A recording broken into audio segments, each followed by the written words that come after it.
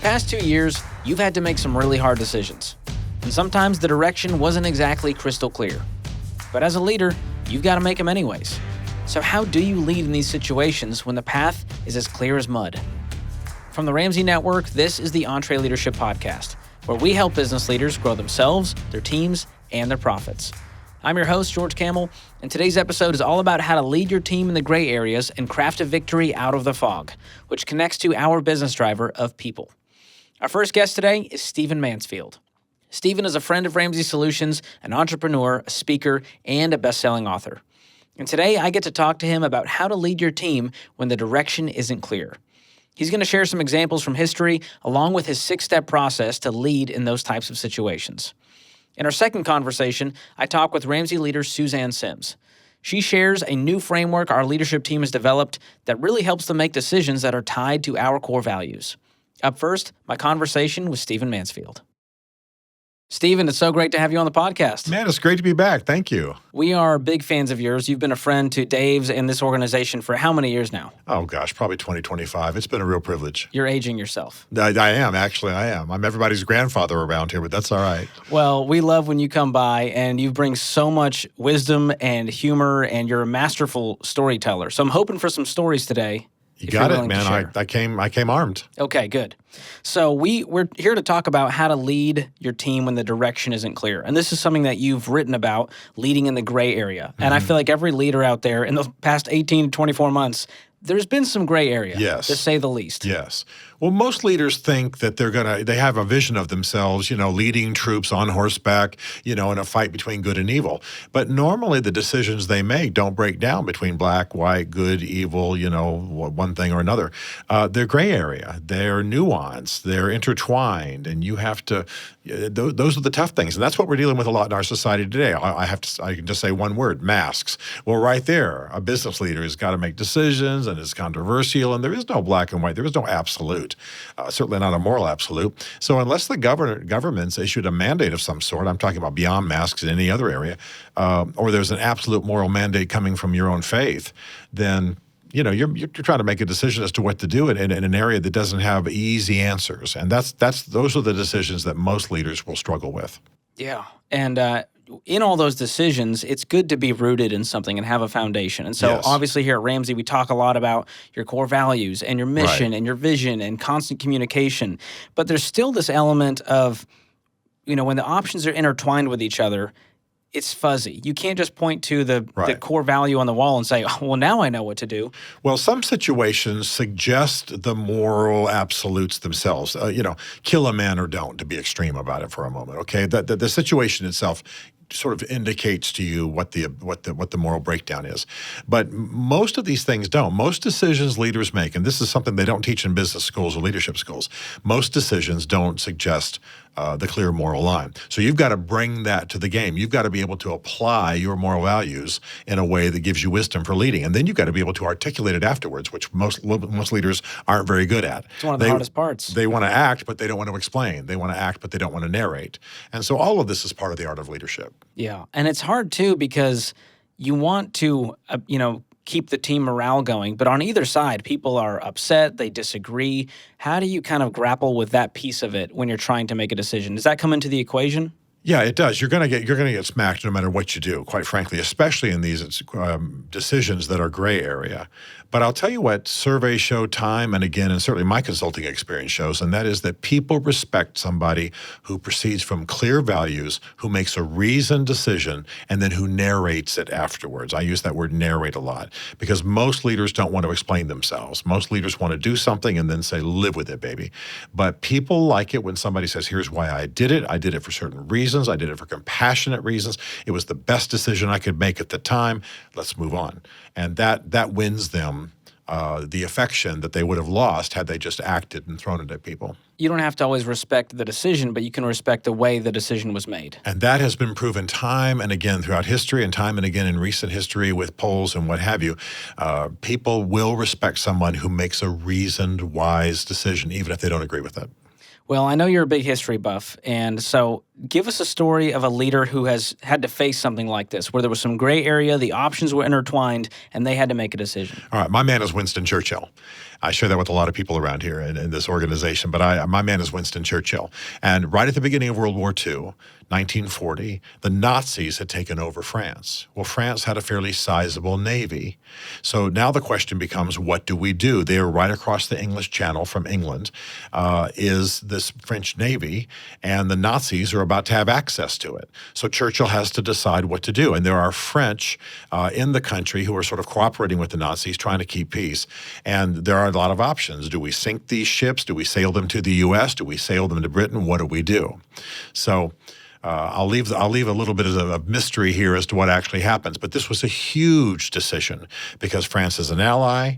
The French Navy was sophisticated. This could determine the direction of the war. And Churchill really was in turmoil about what to do. And he had a lot of opinions, and he had a lot of people upset with him. Yeah. And, with something like military, there's lives on the line. Exactly. Luckily for the business owners, leaders listening, it's not that serious. And so it is good to go a step back and go, okay, the world is not over based on this decision. Right. And often we think in military affairs, tactical decisions are easy. Or, hey, we go left, we go right, the troops are here, we go after them. It's not that way. Often you have a very gray area kind of decision. But they have huge implications. And this is one of them. Churchill himself said this was one of the biggest decisions he ever had to make. Mm-hmm. Well, I'll leave the listeners with a cliffhanger for now. I want to get into kind of a framework that you've developed to bring some clarity to those gray areas. So how do you distinguish the right path if you're that leader making the decision? Well, the first thing you do is go back to your core values. Again, the situation itself is not just going to suggest the moral grid that you need to be operating from. So what do you believe? What is your organization built on? What are you committed to? You're going to have to come back to that. And I'll explain in a minute that Churchill did that. He went to his core values. What's my role? What's my job? What am I here to accomplish? What do I believe? And that really, and I don't mean that belief can mean religion, but I mean beyond religion. What's your company committed to? What are the core values that you're built upon? We believe in the individual, or we believe we're doing this. We're trying to alleviate poverty. We're trying to sell this. We're trying to accomplish this in a certain amount of years. Those core values help you decide.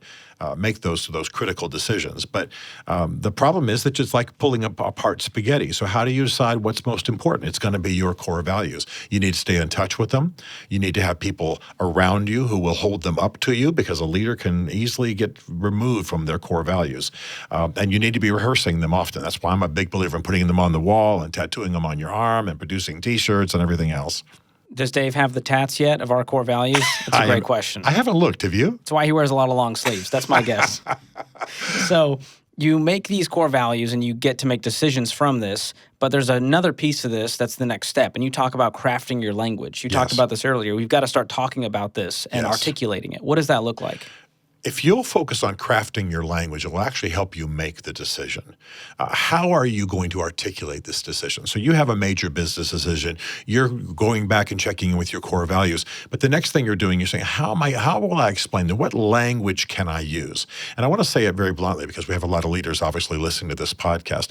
Leaders often fail, not in the action area, but in the articulating area. In our era, in our social media society, in our highly verbal era, you're going to have to articulate why you're doing what you're doing. So grappling with the language is part of what sharpens you in the decision making. Churchill did this. Other great leaders did this. They would sit and they would think, how will I articulate this to the people? It wasn't just PR. It wasn't just how can I convince them. That actually was part of the decision. We use the phrase today, elevator pitch. If you can't make an elevator pitch, you don't know what the heck you're doing, right? If I say to you right now, what's your job at Ramsey? If you can't tell me in a sentence or two, then you're at sea a little bit, right? So the battle of language is part of the battle for the clarity to make the decision. And people should pause, not just go from core values to action, but take a moment to craft the language and think it through and have people give them feedback, because that's part of the decision making. It's part of what brings the moral clarity that allows you to act. And it sounds like there's a lot of distillation and simplification that has to happen there because there's a lot going on, and you've got to go, what is the clearest path? What is the Yes. clearest way I can say this that will connect to the Yes, team? absolutely. Absolutely. That's good. So you've crafted the language here, and you have this interesting step that's arrive at a slogan. Yes. Who doesn't love a good slogan? Why is this important? Well, it's a distillation of the language into action. Most people act based on simple slogans in their minds.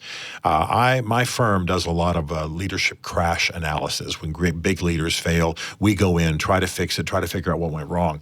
And people tend to act both positively and negatively based on a slogan that's in their brain. If it feels good, do it. How many lives has that ruined? Other kinds of things, each one teach one. I mean, there are things going in their head. And so what you want to do is you want to craft a slogan. I'm thinking right now of a company that I've worked with, and it's mainly military vets. And the company was having to decide in COVID, are we going to lay some people off, or how are we going to get through this financially? And finally, they decided they were going to ask everybody in the company to take a 20% reduction in pay. And they used a slogan that's actually used in the military, no one left behind. Now, in the military context, that means you don't leave a man shot, you don't leave him in the field, and that's very comforting to the soldiers. This company, though, borrowed that slogan and said, no one left behind. And everybody in this big company took a 20% reduction so that nobody got temporarily laid off or furloughed. And so you understand the slogan is what rallied them. I'm sure the boss could have gotten up and talked by the hour, used big words, used language, put up charts. It would not have motivated anybody. A lot of people, most people, have got certain slogans in their head, and that's what prompts action. So a wise leader will go from core values to the language, the battle of language, and then come up with a slogan, come up with a phrase, come up with a brief motto that will rally action, like this company. And that company now, by the way, is back to paying beyond their original salaries, but they kept everybody on board because they were able to rally people around a core value. That's incredible. And as we're talking about this, it makes me think of how Dave Ramsey led in 2020. Yes. And he's following these exact steps. I don't know if he did it intentionally going, I'm going to walk through Stephen Mansfield's principles here, but I remember in 2020, our slogan, it was hope is greater than fear. Yes. And that was internal, it became external. Yes. As he led through this weird gray area and this weird time, and we had our principles, and we crafted the language, and we got to the slogan. Well, Dave's a great leader, and this is what great leaders do. If you read the great leaders, if you read the lives of the great leaders, they almost always come to language that motivates people. I mean, this is Lincoln, this is Churchill, this is all the great leaders. So, Dave's read enough history and just viscerally senses that this is what he should do. People, and we could talk for hours about the difference that slogan made, but that's the way it is with great leadership. And most leaders miss that step because leaders themselves have got the decision going in their head. They don't think they have to articulate it well, but it's not just how you sell it and the PR side, but it's how you motivate people. How can you embed in people's hearts values expressed through language that will cause them to act and act courageously? Yeah, and this is not a cheesy marketing campaign. No. When you're the leader, it's not, well, my team's going to think this is weird if I come up with a slogan. This is really important, especially as it gets to the next part. It's not just a slogan you put on a billboard and give up. You talked about this earlier. You've got to narrate. What does that look like? Narrating means you've got to explain to people over and over and again why you're doing what we're doing. It's like if you and I are out to lunch and I just say to you, well, now remember, we believe in so-and-so. Remember, we did this. How many times have you been in a meeting and somebody said, guys, remember, we did this originally for this certain reason. Everybody goes, yeah, that's right. We did that for that certain reason. And now they're all unified again. And so you've got to narrate. You've got to have your speech down. You've got to say it in long paragraphs and short phrases. You constantly narrate what you're doing. There's a principle of leadership every leader needs to know. If you're asking people to follow them, show them your map. If you're asking people to follow them, show them your map. And narrating is not just talking on by the hour, trying to convince them with an abundance of words. It's showing them the map. How did we arrive here? How did we come to this decision? Why are we doing what we're doing? This company that I'm referencing repeatedly that decided not to lay anybody off. I was there when this happened. The leader said, this is what I believe. This is what I believe we can do. This is what I believe is important about this company and about our culture. We can model something. And he showed them his map. He showed them his entire grid, so to speak, of how he got there. And people rallied to it. And that, in fact, when it was the only meeting I've ever been in where a wage reduction was announced and everybody stood up and applauded. The guy got a standing ovation. Why? Wow. Because he narrated it well. He condensed it to a slogan. He really called out destiny in a sense. He captured that core value in a few words. Wow. It's amazing how much of leadership is really good communication. Yes. Yes. And if you go to leadership schools these days, they don't stress that.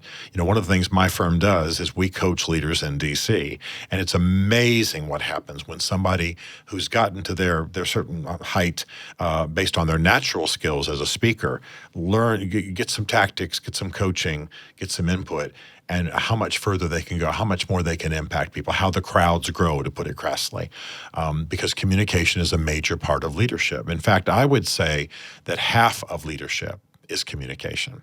Yeah. And when you think about it, think about the great leaders. They're always people who communicate well. You and I can't sit here and name one leader who just was mumble-mouthed and never could speak and never could put string sentences together. It's the main tool of leadership. Yeah, and it's one of those things we look to in a president to be a great communicator and a great orator. Yes. So that's an interesting thing And you there. can see the difference between the two, okay? I don't want to get political here with you, but like Trump or not, he at least won his audiences with his unusual manner. Mr. Biden, not so much. I mean, it doesn't matter where you are politically. Just looking at their communication styles. Reagan, brilliant. Bush, not so much, you know? And so this is part of the art of that thing. This is really part of the art. The thing that's happening is they used to say that communication was going to be less and less critical when it came to leadership, but I think it's dramatically increasing. It's dramatically increasing. If you can't get on the air and articulate why you're doing what you're doing, you're not leading. Yeah. So you're just not leading. And people are going to blanch at that because it almost as though I'm trying to make every leader into some kind of, rhetoric or orator or, somebody who does really well with words. But you just have to be. You just have to be. And there are good people in D.C. where I work failing all the time to rally people to good causes because they don't communicate well. And that's a tragedy. Yeah. And communication is a big part of this, but we talk about taking action as the next step. So we can talk all day long, but we've got to do something about it. Yes. You got to actually act. The other part of our society, our social media and high verbal society, is people talk forever and never act. But act and act decisively. Churchill said things do not get better by being left alone. If they are left alone, they explode with a horrible detonation. And he was always joking about that. But you have to act, and you have to let your action be seen. And it's not just symbolic action. It's not just something that you do for show. You have to be decisive in your action, and you have to act clearly. Part of the problem in D.C., a lot of talk, a lot of rhetoric, a lot of this isn't acceptable, a lot of, this is what I want to do, and we have to do this, we have to do that, and then nobody actually acts. So the fact that somebody actually acts, there's actually a veto in political world. There's actually the action that happens. The action speaks for itself. Yeah. So we've got 5 steps there, and there's an interesting 6th one, and you say that you need to publish your position. Yes. What does that look like? Well, some of the best leaders I know are people who have been convinced that they shouldn't talk very much about themselves. But I believe that a good leader, again, is always giving people a map for what he or she is doing. And so I'll tell the Churchill story in a bit, but every leader who has decided to take a certain course of action and act on a large scale has to publish that, has to get there firstest with the mostest. In D.C., we're always saying, if you want to win the PR game, get there firstest with the mostest. So put it out there. Put it in press releases. Don't give the press a chance to make up their story. Get there firstest with the mostest. Actually publish your story. Get it on the website. Get it out there in social media. Get it out there to the press. Publish your story. Tell them what's going on. And by the way, put it in story form. I was faced with this situation. I checked in with my core values. I decided that we were about this. Here's what I'm going to do. Here's the slogan we're rallying to. Here's what we're trying to accomplish. And this is how leadership works. So you have to publish the rationale, the explanation, the narration for what you're doing. So instead of just keeping this internal, the team knows, but hey, we need to let the public know. We let our customers know. Yeah, you can't live in your head. You can't. Leaders are sometimes cerebral people. You can't just live up inside your head. You can't live in your office. You can't live inside of a book. You have to actually think about the man on the street, right? Most politicians, I'm just keeping this political for a moment. They're thinking about they're wanting to get people to do things. They're wanting to get people to rally, and so you've got to think what's going to motivate them. I wrote a book on Churchill, and when I was writing, researching about that, there was a tank commander who was still alive, and he'd been a tank commander in Northern Africa during the war. And he said, we were losing the war, we were taking shells, and we were in horrible shape. And then we heard Churchill on the radio. And he said, this is going to be their finest hour. This is going to be our finest hour. We will create broad sunlit uplands that our grandchildren will live in. If we will sacrifice now, we will win that day. And he said, we were shouting in our tank and we were ready to go, and we turned the war around. Why? Because of a BBC broadcast by a good communicator. So this is what that's all about. And you do it over and over and over, and you can explain yourself and you make it part of your culture. Remember, ultimately, leadership is about creating a culture around you. And all these steps that we're talking about, it's about creating a culture. And when you cut into a good company, you see the culture bleeding, and it's just at every level. So yeah, this is the art. It's a great reminder of just the power of words. I think as a leader, sometimes you can forget that, and you're in the minutia, and you're like, well, I hired this guy to do a job, and they should just do it all. Yeah. And I'm here to lead and fix the problems. But there is so much power, even in, we talk about recognition a lot on this podcast, of just walking up to someone and say, you're doing a good job. Right. And to communicate that well, communicate your why really well, that's the stuff that takes your business to the next level. Well, and I'm going to say something that's going to be fairly radical here, and that is that it certainly is important that you make good decisions. But almost equal with making good decisions is how you communicate them to people. In other words, as we're talking about decisions where there's really not any right or wrong about them. There's not ultimately a moral absolute. There's not ultimately a black and white. It's gray area. So how you make that a success is how you communicate it. Now, it sounds like I'm saying the decision is not important. The decision is important, but you haven't won the victory yet by just making the decision. You've got to explain it and narrate it and weave it into values. And this is what Churchill did. He often made mistakes, but he rallied people to the cause through the way he communicated, so that ultimately the country and the military effort was stronger and victory was won. Yeah. The story you tell is largely how it's remembered. Yes. As part of that. Well, yeah, and that is the victory. So I'm not engaging in some kind of moral relativism here where I say the decision is not really important and how you function is not really important. But you can craft a victory. Whether you and I are drinking water or coffee now doesn't matter. But I can present it in such a way that I make one or the other look like just the obvious right choice. And it's not just PR. It's the way that you rally people to a certain cause. Coffee is better for you. It actually energizes you, and it's got a lot of nutrients. You create a victory out of something that might have just been a grayscale kind of decision, and that's the art of leadership. The art of leadership is summoning people to a purpose.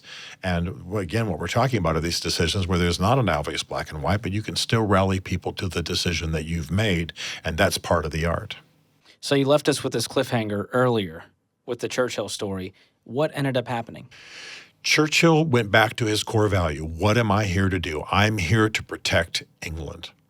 My job is not primarily to protect France. That's not good news to the French, I realize. I'm not primarily here for that purpose. I'm here to protect England. So Churchill made the most controversial decision of his entire leadership, and he bombed the French fleet. 1,300 Frenchmen died. The entire fleet was destroyed. So British planes went and bombed the French fleet and destroyed it, so the Nazis wouldn't get it. And this was grievous, this was terrible, but the next day, Churchill went to Parliament. He explained it to the nation, explained it to Parliament, got a standing ovation. It rallied the British people, and again, we were talking about action. People saw him willing to act. Yes, I'm willing to destroy what I have to destroy. I'm willing to kill if necessary. That's what a war is. We don't want to celebrate killing, but that's what a war is. I'm willing to do what I have to do to win this war. And then he basically said, what are you willing to do?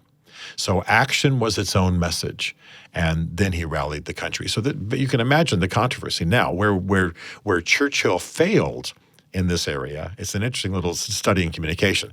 Remember, Churchill is the master wordsmith, and Kennedy said he sent the English language into battle, during that time. But what Churchill didn't do was use a brief slogan to describe this particular episode. It's one thing he failed to do. He usually did it. So the French, in their anger, said, "This is our Pearl Harbor." And that has lived down through history and is often quoted. Churchill gave no counter slogan. I know that sounds odd, but he gave nothing to galvanize. It would have been easy to do. In fact, what he often did was give people credit for something that wasn't really their credit. Typical of Churchill would have been if he had said, "Well, this is the French protection of British liberty. This was the French sacrifice that guaranteed British liberty." Even though the French were opposing it for the most part, but that still would have given them credit for something that ultimately helped save the war. They were mad. He provided no counter narrative that sold the French, and so they said, "This is our Pearl Harbor." And you now have books written about this. Wow. That caused a problem. So Churchill did not do something he normally did when it came to the slogan, but his rationale was clear, and overall his leadership. Again, this is a morally questionable decision. It's a gray area. Not everybody agrees to this day, but he effected a victory with it by calling the nation forward. And when they saw their prime minister articulating it, he gave them a map. He acted decisively. It rallied the country. Wow. That's a great story. And you told it very well. Well, thank you very much. Thank you very much. So that's history. Take us to, current times. Is there a recent story you can think of where a leader or a company followed this and really excelled because of it? Well, that's the one I've been talking about, and I probably brought it too early into our discussion. But the one I'm thinking about that employs vets, I was very moved. I was standing there when this happened, and the idea that you would take basically the announcement of a cut. Make the decision not to lose anybody, cut salaries, and then turn it into a victory, turn it into a rallying point. Not just an idle sales effort or PR effort, but making people realize, look, I'm asking you to sacrifice for Joe. This is what the CEO actually did. For Joe and for Joan and for Bill. I want you to sacrifice for them. You're sacrificing for each other. We leave no one behind. And the place, I'm talking about thousands of employees, the place went nuts. And then, of course, they acted, they cut salaries, and they brought them back within 6 months and gave everybody a 5% raise. So you can imagine that nobody's leaving that company. They are committed. So in the same way that Churchill used his action with the matter of the French fleet to rally Britain, Britain went crazy and was more unified and more committed to victory than ever. This particular company that I'm asked to keep nameless, I'm sorry, they are stronger today than ever. They've grown. Their people are just as loyal as they can possibly be because of that moment and the way it was articulated. That's incredible. Very cool. And it reminds me of Ramsey. We didn't have quite the slogan around that piece, but this idea that, hey, we're not going to lay people off, and here's how we're going to approach this if times get tough. Here's how we're going to do it, but our goal is to have no one let go. And it's a really cool way they did that and brought it into their world as a vet. Well, and I'm not claiming to be Dave's best friend, but I'm a friend a close enough friend that I often see him wrestling with these decisions. But then I know he's going to get with his team. He's going to finalize the grasp on 4 core values. They're going to come up with language. They're going to begin to explore how to do this. They're going to take it to the people, and they're going to effect a victory. We've seen it time and time again. You've seen it because you work here. And that's the art of the thing. The problem for many leaders is they sit in their office, they grapple with what to do, and then they take that kind of soul grappling to the company or the people in the company, and they kind of bring the conflict. They sort of bring to them I'm not really sure what to do here. I'm really grappling. And the people are like, well, look, lead or get out of the way, whatever. But the good leader says, I'm going to solve this with my team. And then when we step on the stage to announce what's going on, we're going to have our stuff together. We're going to have our map down, so to speak. We're going to have our language tight. We're going to know what we're going to do, and we're going to act in the next 5 minutes. And that's the art of great leadership right there. That rallies people. Because really what you're doing is not just for the moment, it's long term. And like I say, right now, this company that I keep referencing without naming, they've almost doubled since the beginning of COVID. And I think it's on the strength of how they handle that situation of having to cut wages temporarily. Yeah, who would want to work there? Talk about snatch victory out of the jaws of defeat. Unbelievable. Wow.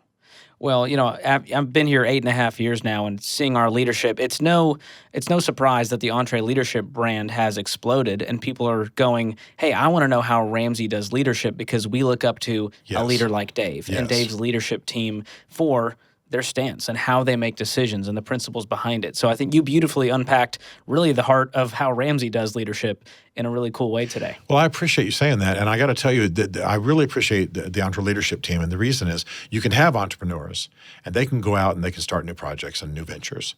But the fact that you wed the word leader to the beginning of entrepreneur, it says to them, look, real greatness is not just that you start a chain of burgers or burger stores or what have you. Real greatness is that you articulate a message based on your core values and you wed business to it. And that's what you guys are doing. You're taking core values, you're taking social good, you're taking dynamic leadership, great communication, and you're wedding it to the entrepreneurial process. And it has produced great change and produces change in the lives of those listening right now. Oh, we appreciate that. So for the leader listening who's going, all right, this year I'm going to have to make some hard decisions. I may be in that right now. I may be facing that soon. What do you think they need to hear? What is that final encouragement you would give to them? They need to hear that they are in that position of leadership because they have the right moral compass, because they are people who have a clear sense of what needs to happen. Confidence needs to come from your own history. Confidence needs to come from your own moral grid. Confidence needs to come from what you've already been through. Every leader needs to take a moment and say, look, I didn't just fall off the turnip truck here. I've been at this for a long time. It doesn't produce arrogance. But when I had to make a tough decision this past year, and I thought, Stephen, you have been leading for give a sense of my age. You've been leading for 40 years. You've been through some serious battles. You've literally been shot at. Listen, grab God with one hand and grab the lessons of your history with the other and make this dang decision and own it. And that's what leaders need to hear. Leaders need to not operate out of insecurity. They don't need to be listening to voices in the society that might try to destabilize them. Be confident. You've come to your role for such a time as this. You've come to your role based on your history, based on your experience. You have inside of you what you need to make the right decisions. Own it. Walk out some of the steps we're talking about. Craft a victory. That's really the phrase I would want to leave them with.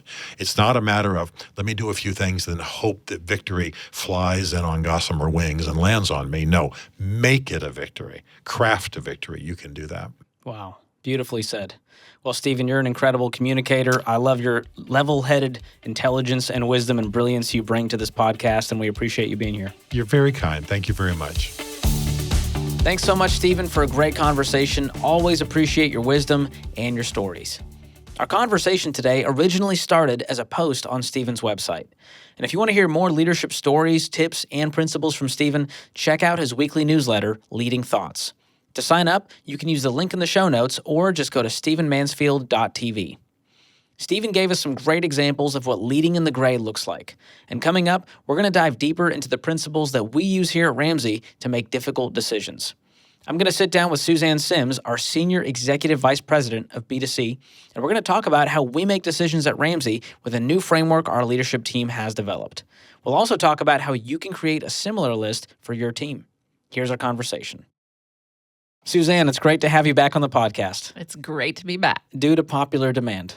Okay. Whatever you say. Well, you're always one of my favorites, and here's why. I'll tell you exactly why. I love your passion, you care deeply, and you always drop some mics while you're here. I do? Yes. Are you talking about the one I kicked over last time? Yes. Okay. That's exactly it. Very aggressive.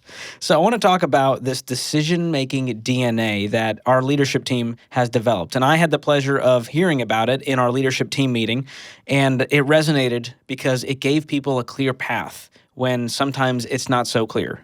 And so where did this list come from? How did this list come together as you were sitting with our leadership team? It kind of came together over a period of years. We would walk through really difficult situations that as leaders made us really uncomfortable, and it caused a lot of arguing back and forth. And we would walk away from that and go like, why did we make the decision that we made? And, we'd kind of talk about it. And then we literally, our operating board, set aside, I think it was a full day, it might have been a day and a half, and just made a decision that we were going to list out what were the core things that were principles that we wanted to make sure we applied when we made decisions. And we argued back and forth through the conversation because there were so many nuances, and we were bringing up examples of just things that have happened over the years that caused us to have an emotional reaction. But we landed on this list, and it can change over time. It doesn't have to stay the same, but we're pretty happy with it as of today. Yeah, and this is different than just core values. There's a lot of nuance like you talked about, and a lot of these are born out of something that we didn't do right or something that did go right, and we went, we need to do it like that. Perfectly said. Okay, so let's walk through this list. We're kind of giving them a peek behind the curtain here. Okay. And this is really cool. I want to start with number 1, we pray. Yes. What's that about? Okay. This is obviously very important if you are faith-based at all, but here's the way I would say it. As a leader of this organization, we encourage you to always be in the Word, in prayer, seeking God, in your own private time, whatever that means to you, if that's once a day, if that's once a week, whatever that means to you. But what we believe is if you are dedicating and devoting time to do that, then you will naturally have wisdom and discernment to make decisions that you would not have otherwise. So I would say that, and there are some things that happen, decisions that need to be made, and you may need to stop with your team and actually physically have a little bit of a prayer time before you make the decision. You don't need to do that before every decision. My high C folks are always like, do we have to stop and pray before? No, but sometimes you may need to, and just don't be weird about it. But when something big's going on, stop and pray about it. Yeah, this is not, hey, what are we going to eat at the team lunch for catering? This is a bigger decision. Very true. Very helpful. Okay. Number 2, we don't make decisions based on fear. That's right. And it's important to say that we acknowledged when we had this conversation and made this list, we do have fear. We get afraid. Things happen that cause us as leaders, even Dave, to have fear. That's okay.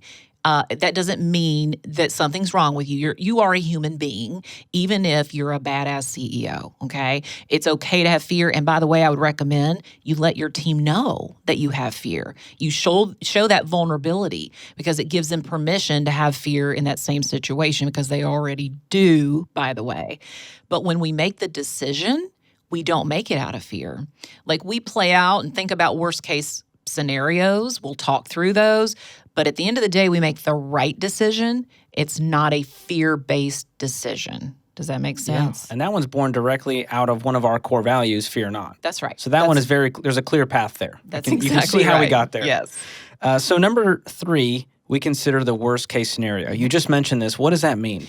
It's very important when you're making a tough decision that you actually play out and force yourself to say out loud, like, this is the worst thing that could possibly happen here.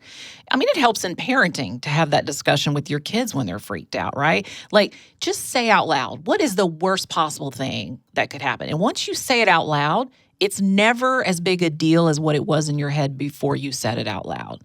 But say it. Like, what is that worst thing that could happen? And then once you back away from that, you can make the right decision with that in mind, knowing that more than likely won't happen. But you've played it out, so if it does, you're not surprised, and you still know you made the right decision. Yeah. And I was talking with Stephen Mansfield about this. He had a lot of military stories, and I was like, hey, it's good to remember that it's not life or death for most business owners, for most leaders out there. That's a great perspective. You know? Yes. And it kind of takes the anxiety out a little bit. Yeah. That's a good one. Okay, number 4, we consider unintended consequences. That's an interesting one. You know, so many times if you're a high D or you're just real driven and fast-paced and patient as a leader, you don't pause and think, like, if I make this decision that will affect this person, you don't think about all the other people that might be affected. It's very important to stop and think, like, what are some of the things that could happen that would be consequences potentially that I wouldn't have intended for them to happen, but they could happen. And then you might make a different decision as a result. Because if we've got a team of 1,000 people, if we make the right decision for 10 of those people and it has a poor effect on the others, like, that would be unwise. Yeah, that's smart to think about. And there could be a trickle-down effect with this decision that I didn't even think about how it would affect this thing over here or this person. Yes. Okay. Number 5, we use data. Yes. That sounds a little nerdy. What's that one about? It is nerdy. Michael Finney would be very pleased that we're talking about this. Our Chief Technology Officer, our Chief Digital Officer. It's changed so much. Those titles. But he's nerdy. Just know he's that. Nerdy, he's one of and our he's board a members. C-suiter, And he's a nerdy. lot smarter than me. We used to not have any folks on our team that understood data. We didn't have data analysts. We didn't have anyone that was looking at our data, and we do now, and that's very important. That's not the only way we make our decision. We don't just go by data to make our decisions because, again, we've got this whole list, but we do look at it. We used to never do surveys. Like we would create titles for books and titles for other things, and we would name stuff, and we never did any surveys. We would make changes to a show and not survey our audience, and we do that now. And so if we want to make a significant change to a product or to a show, we will actually go out and survey a segment of the audience, and we will really study those results. We will look at how many people were surveyed. Was it 2 people or 2,000 people? And if they answered this question this way, but they answered this other one this way, and those are in conflict, well, maybe the survey questions were wrong. Let's look at that too. But then we also go by our gut feel a little bit. We apply that to the data that we're looking at. Does that make sense? Yeah, the data is a part of the decision, but it's not the deciding factor. But it's an important part. Yeah, that's awesome. Okay, number 6, we pay attention to patterns. Yes. I think sometimes as a leader, you can freak out when something happens. If you've got someone working for you and there's something off with them and it's bothering you, but you can't figure out what it is, like really lean in and start to pay attention to whether or not there are patterns. And instead of freaking out that something might be off, like just really pay attention. Or if you're dealing with a vendor and they are consistently late in supplying you with what they've promised to supply you. Like that's a pattern, and don't ignore that. Especially if it's a team member that you really like. You can ignore patterns because you like them, and you can focus on their good qualities and excuse away the patterns. That will get you in trouble every time. So don't ignore that. Don't ignore that. And you got to be aware of it too. Yes. That's with outside vendors you work with. That's with your team members. That's applies to everything. Yeah. All right. Number 7. This is a fun one for you. We don't do business with evil or stupid. You've been here for decades now? 20 years. 20 years. Uh-huh. This sounds like one that was personal. Yeah, we have learned this the hard way is the best way I know how to say it. But and again, that feels a little crass to say it like that. Like what we're not saying is that fundamentally people are just really evil at their core or stupid. But if you remove the person, the human from the equation and look at the fruit of what's happening there, look at what's showing itself. When you're dealing with a client, per se, in our world, it's been radio stations, it's been other clients that contribute in a significant way to, our revenue and our growth as a company. If they are making decisions that show they don't care at all about people, or it's just they're in it for themselves and they're selfish and maybe narcissistic even, or whatever, fill in the blank. But they're obviously making decisions for the wrong reasons, and they are actually prohibiting us from doing what we're supposed to do and helping people ultimately. We can't do business with them.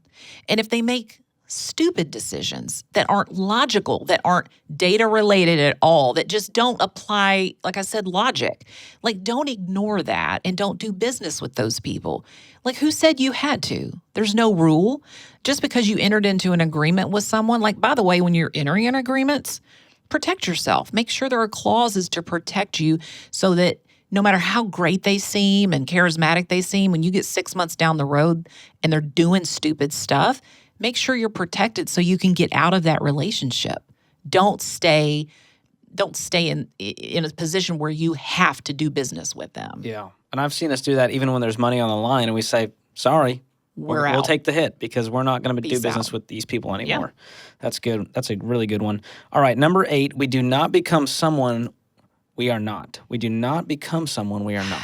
I think this is where the core values are super important. Like you've got to determine what are the values of your business that are so important to you that you never want to shy away from, and that's how you build your team. We never make a decision that undermines those values. That's who we are. And we use that phrase around here a lot, like, this is who we are. Well, if that's who you are, then don't make a decision that undermines who you are. But you have to know who you are, and you have to be very clear on that. And sometimes it might be really tempting to make a decision that seems really sexy in the moment that at the end of the day will undercut and undermine who you really are, who you want to be. And you've got to be disciplined about that. All right, number 9, we have an abundance mentality. This is a good one, very good one, especially when times feel like they're tough. You go through a tough season. You know, the marketplace out there is huge, and in most cases, it is endless. And if you operate your business like there's this pie that's very limited and there are only 8 pieces to this pie, and you're thinking in those terms, that's the opposite of this. If you operate out of an abundance mentality, then you're operating out of this feeling that like there's always more opportunity. And if you think that way and that's how you coach your team and that's how you make decisions, guess what? There will always be more opportunity. Most marketplaces, there is more opportunity. There's opportunity in really awful times. We found amazing opportunity during COVID. It's incredible. And we were terrified. There was a lot of fear. When our top leaders met on a regular basis during that time to make sure the wheels stayed on the bus and to really stay on top of exactly where our revenue was, we were afraid. But we said there's got to be opportunity in this to help people, not to take advantage of people, but to help people. And when we looked at what are the ways we can help people right now, we came up with a whole list of them. And we quickly got to market with those things and started helping people right at their point of need in a really tumultuous time because we have an abundance mentality. If you don't have an abundance mentality when COVID hits, you get in a fetal position in the corner and you do nobody any good. Yeah, great reminder there. And I met so many of our Entre leaders at events, and hearing how they had the best year ever, I think it stems largely from this abundance mentality that they naturally had, which is really cool to see. Yes. All right, last one. It's a good one. Sometimes we make decisions that hurt, not harm. Yeah, there's a lot of ways you can look at this. The one example that I would give is if you have to terminate someone. That hurts really bad, especially if you care about them, if you care about your people, and you've gone about it the right process. You've done it, you've treated them the way you would want to be treated. But ultimately, at the end of the day, if you have to say goodbye to someone, it hurts in the moment, but you've got to do it in a way where it doesn't harm them or your team. For instance, if we end up having to terminate someone who's pretty high profile with our organization, we tell our team, but we tell them in a way that doesn't bring harm to that individual. Like, we don't air all the dirty laundry. We don't share stuff we shouldn't share, but we share enough so that our team doesn't start to wonder what really happened or what's really going on.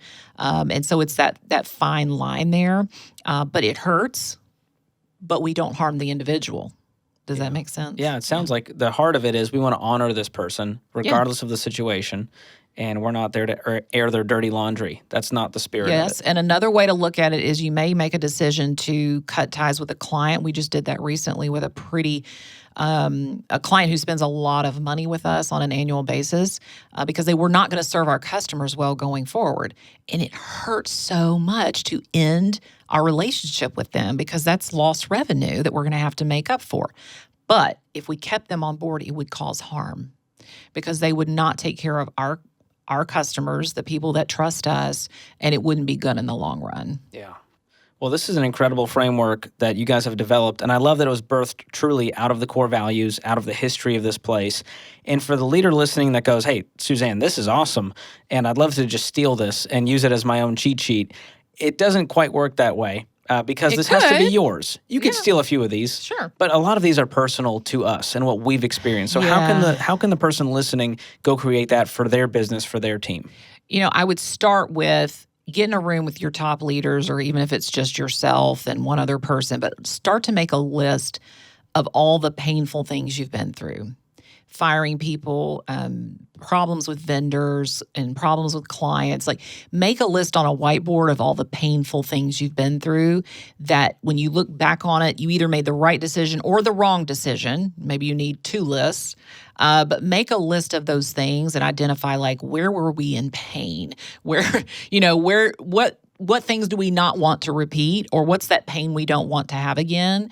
Just start there. And if you take that list and a list of your core values, like who you are as people and as an organization, you've probably got your list of decision principles. Yeah.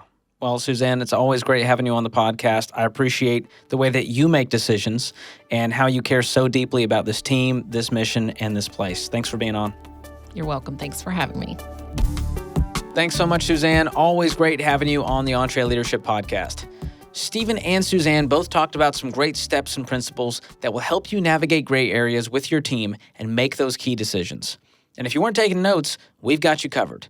We've put together both lists so that you can reference them and be confident in taking on hard decisions as they come at you this year. To get this free download, just use the link in the show notes. Hope you enjoyed today's episode of the show. If you did, leave us a review and subscribe so you don't miss the next one. And we want to hear what you think of the show, what you like, what you don't like, and what we could do better. Give us your feedback by using the link in the show notes to schedule a call with Tim, our producer. If you want to keep up with us on social media, you can follow us at EntreLeadership. This episode was produced by Tim Hull, edited by Jacob Harrison and Bob Borquez, and mixed and mastered by Will Rudder. I'm your host, George Camel, and on behalf of the entire EntreLeadership team, thanks for listening. Until next time, keep learning and keep leading.